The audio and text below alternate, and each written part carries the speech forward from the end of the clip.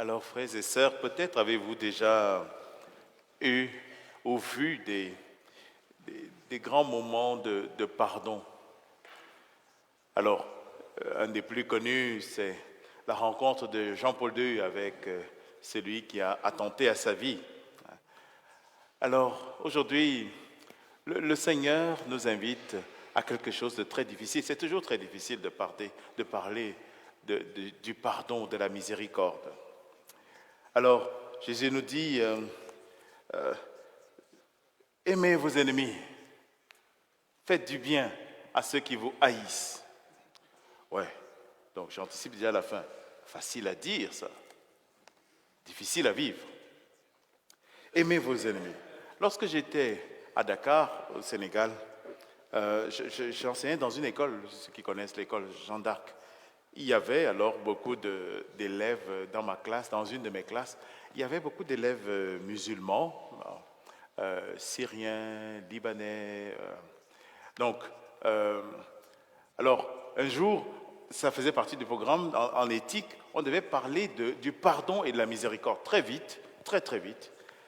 La conversation a tourné sur les questions autour de la Palestine, Israël, ça y est, c'est bon, je les ai perdus. Donc, évidemment, là, tout le monde s'est chauffé, solide, raide, et donc, en pointant du doigt l'autre, en voulant juste le massacrer. Donc, alors, j'avais alors senti que nous étions dans une dynamique de haine profonde, très, très profonde, où l'unique solution, en tout cas pour la plupart, c'était tout simplement de tirer son sabre et de découper l'autre. Voilà. Donc, sauf que si nous rentrons dans cette dynamique, eh bien, nous entrons dans le cycle infernal de la violence et de la vengeance. Donc, nous sommes en plein dedans, en plein, quand vous ouvrez les nouvelles, nous sommes en plein dedans. Il va falloir un jour que quelqu'un prenne le dernier coup et d'accepter que le mal ne passera pas par lui. Donc, Saint Paul dit ça de Jésus. Saint Paul dit, en sa chair, il a tué la haine. C'est la deuxième lecture du vendredi saint. Donc, Jésus accepte, lorsqu'il est crucifié à la croix, de prendre le dernier coup. Et il ose dire, Père, pardonne-leur, ils ne savent pas ce qu'ils font. Donc, pour Jésus, la haine ne passera pas par lui. Il tue en lui la haine. Et dit le cardinal Raniero Cantalamessa, Jésus ne tue pas celui qui l'attaque. Il tue en lui la haine. Parce que le combat est à l'intérieur de toi-même. Donc, tous ceux qui sont identifiés comme nos ennemis, qui nous ont fait du mal, eh bien, ça se passe d'abord à l'intérieur de toi-même. Alors, c'est sûr, on veut aller régler l'histoire de la Palestine et d'Israël avec l'Ukraine. Vous savez, toutes ces zones, il y a les zones de conflit oubliées, donc le Congo, le Soudan, toutes ces zones. Bon, mais commençons par nous. Là. Commençons par nous. Réglons dans notre cœur le combat terrible de l'espace que prend la haine dans notre cœur. Alors, la première lecture nous donne une petite idée de ça. Alors, si vous lisez, c'est un combat entre Saül et David. David, élu par Dieu, doit prendre la place de Saül. Saül est pris de jalousie et il a trouvé la solution, sorti son sabre, découper l'adversaire. Donc, tuer David. Donc, on dit que Saül prend les meilleurs hommes pour aller combattre David.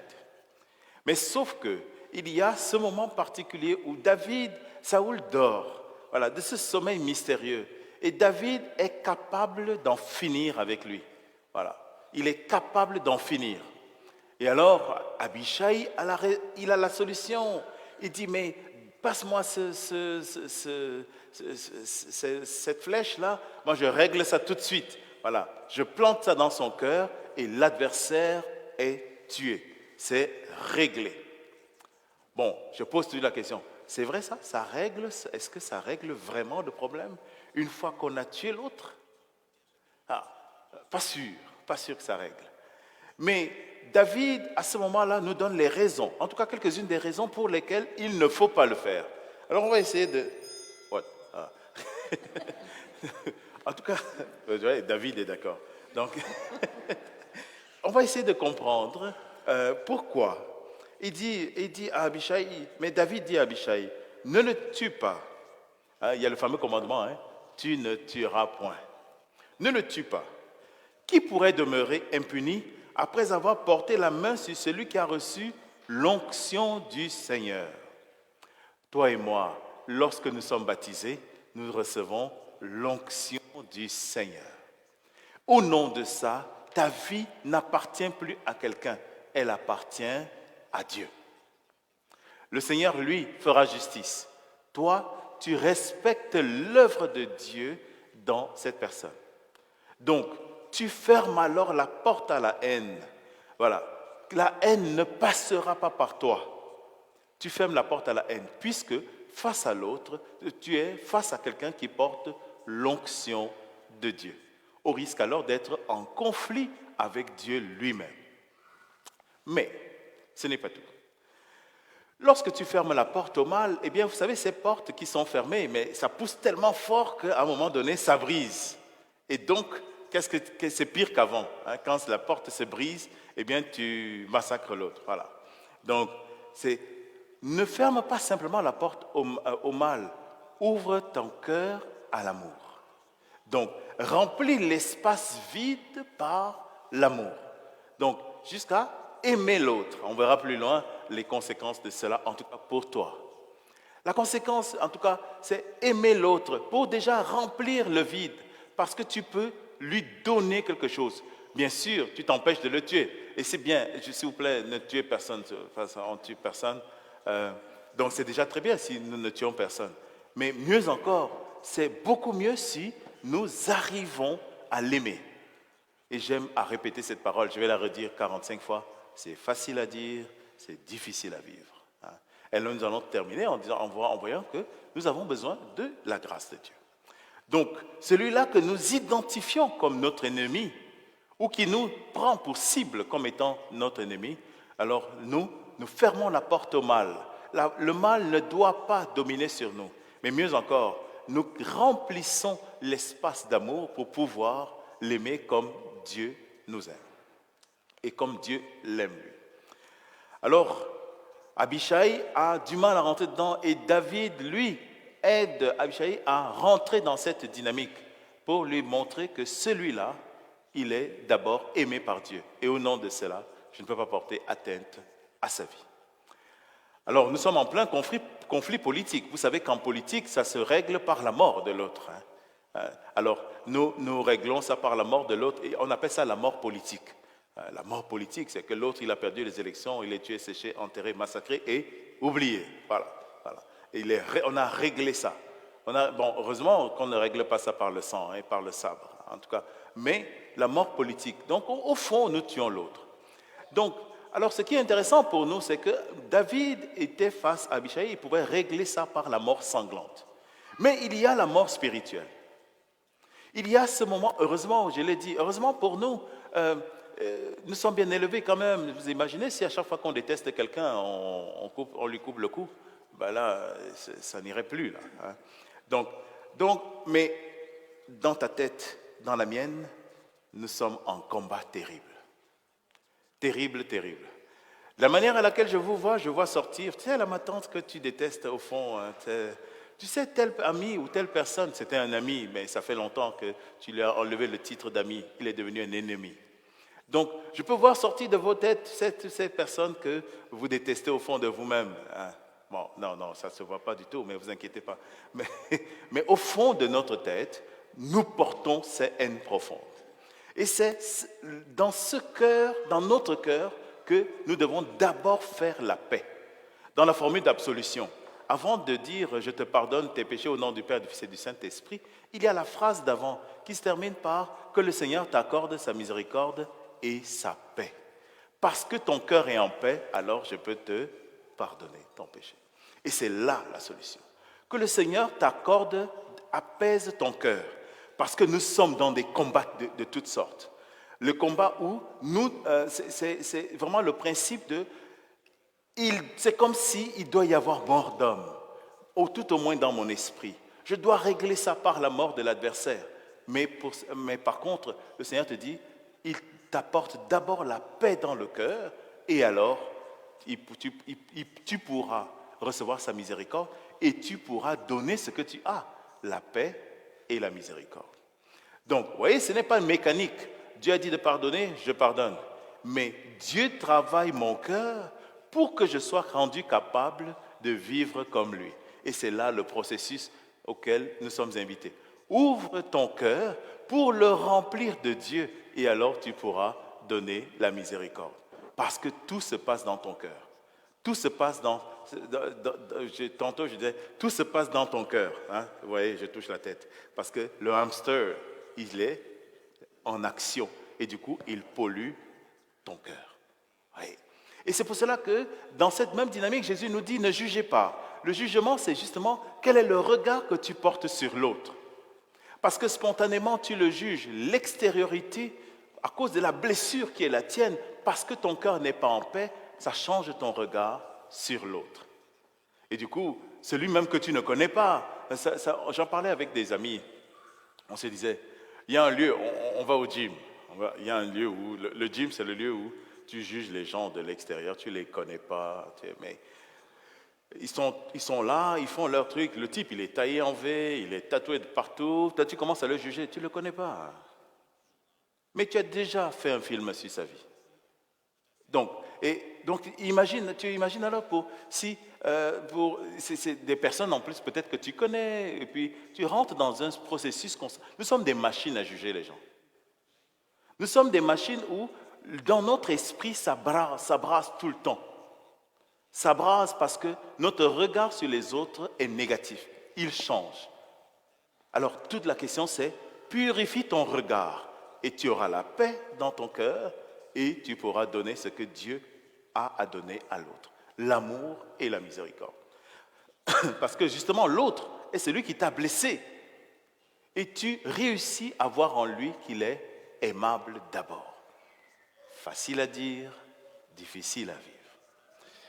Alors, c'est ça l'enjeu pour nous. Jésus le dit, si au fond, et c'est ça qui nous rend spécifiques. Je reviens à mes élèves là, de Jeanne d'Arc. Lorsqu'on parlait de l'amour et de la miséricorde et du pardon, ils disaient, mais non mon père, c'est impossible. Je ne peux pas pardonner à quelqu'un qui m'a fait du mal. Et moi je leur disais, voilà la spécificité du message chrétien. Peut-être qu'il n'y a pas ça dans d'autres religions. Jésus nous invite au pardon. Et même dans ta prière, quand vous priez, dites, notre Père, pardonne-nous nos offenses comme nous pardonnons. Donc, c'est ça qui fait la spécificité de l'éthique chrétienne. Nous sommes avec le Christ de ceux qui pardonnent. Et parce que nous pardonnons, nous mettons une limite définitive au mal. Alors, je ne tue plus l'adversaire, je tue la haine en moi. Et je change mon regard sur l'autre. Alors, c'est ça le grand enjeu pour nous. C'est ça le plus difficile. Seigneur, guéris notre cœur. Guéris notre cœur. Et parce que tu vas guérir notre cœur, tu vas guérir notre regard. La manière de voir l'autre. Je ne vois plus du coup un ennemi. Il y a ça dans l'office des vêpres. Il y a une prière. Seigneur, guéris le cœur de nos ennemis et le nôtre. Guéris le cœur de nos ennemis et le nôtre. Donc, je ne vois plus un ennemi. C'est le cœur guéri qui regarde, qui voit un frère, une sœur, qui n'est pas correct, mais qui est à aimer. Alors, la parole de Dieu nous dit ça, que la raison pour laquelle tu es invité à pardonner, c'est d'abord pour te libérer toi. Les chaînes de la haine sont terribles. L'avantage que j'ai eu en devenant prêtre, ça m'a beaucoup marqué en 2009 quand je suis devenu prêtre, c'était qu'à partir de ce moment, j'ai eu accès à la conscience des gens. Par la confession et tout. Attendez, je vais vous raconter ce qu'on dit à la confession. Pas du tout, vous inquiétez pas. Mais J'ai eu accès aux consciences des gens. Et j'ai toujours en mémoire ces moments incroyables où, lorsque des gens, par exemple, en fin de vie, qui sont pris par des haines profondes, qui ont pollué leur vie, toute leur vie, à un moment donné, ils demandent pardon ou ils donnent un pardon. Ces larmes-là sont des larmes de libération. Et à ce moment-là, tu peux vraiment lui dire, va en paix. La paix rentre dans sa vie. Rentrer dans le processus de pardon et de miséricorde, c'est d'abord une libération pour toi. Donc, si en ce moment même, il y a de la haine dans ton cœur, et parce que le processus de haine, c'est qu'il est de plus en plus refoulé. C'est la haine. Elle est de plus en plus refoulée à l'intérieur de toi-même. Et ça te pollue, ça détruit ta vie, ça détruit ton intérieur, ça détruit ta tête et ton regard, ça détruit tout. Eh bien, tu rentres dans un processus où le Seigneur te libère et te guérit. Alors ça, c'est ma prière pour nous aujourd'hui. Seigneur, libère-nous et guéris-nous. Sinon, alors, c'est sûr, je vais prier pour qu'il y ait la paix là-bas, loin. Mais je fais la guerre ici. Parce que je n'ai pas le cœur disponible et disposé à la paix. Donc c'est d'abord pour toi. Et bien sûr, c'est pour assainir les relations avec l'autre. Alors cette miséricorde et ce pardon, la parole de Dieu dit que tu amasses sur la tête de l'autre, tu lui amasses sur sa tête des charbons ardents. Libère-toi et l'amour fera son processus dans le cœur de l'autre. Ça ne t'appartient pas. Est-ce qu'il l'accepte? Est-ce qu'il va changer? Est-ce que ça ne t'appartient pas? Ça fera son œuvre dans sa vie. Alors, facile à dire, difficile à vivre. Et là, tantôt, lorsque nous allons dire que la paix du Seigneur soit toujours avec vous, recevons d'abord cette paix. Je prie pour que le Seigneur apaise nos cœurs. Nous sommes en bataille, en conflit constant. Nous sommes des machines de guerre. Que la paix habite d'abord ton cœur. Et puis, parce que tu as la paix, tu pourras la transmettre à quelqu'un d'autre. C'est la paix du Christ. La miséricorde t'est donnée. Tu peux alors saluer celui qui est un adversaire. Tu peux l'embrasser parce que tu auras désarmé, déposé les armes. Alors, c'est le Seigneur qui agit dans ta vie et dans ton cœur. Demandons cette grâce à Dieu. Si en ce moment, ton cœur est vraiment alourdi par ça, libère ton cœur. Ou plutôt, présente-le à Dieu. Dis, Seigneur, ce que tu me demandes là, c'est vraiment difficile. Dis-le, tu as le droit de dire à Dieu que, Seigneur, ce type-là, je le déteste. Je le déteste. Dis des mots d'église. On est en église. On est dans l'église, tu as le droit. Mais à l'intérieur, dis-le à Dieu. Lâche-toi, libère ton cœur. Mais sors d'ici libéré, guéri. Et rentre dans un processus où tu seras le plus heureux et la plus heureuse.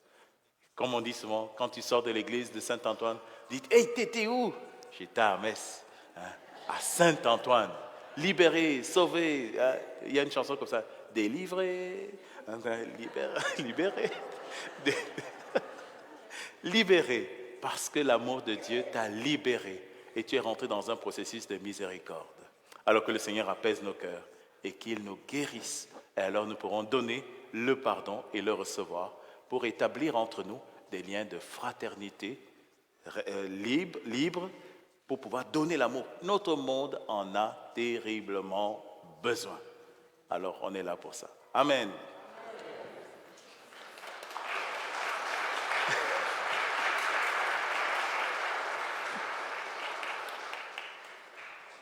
Facile à dire, difficile à vivre.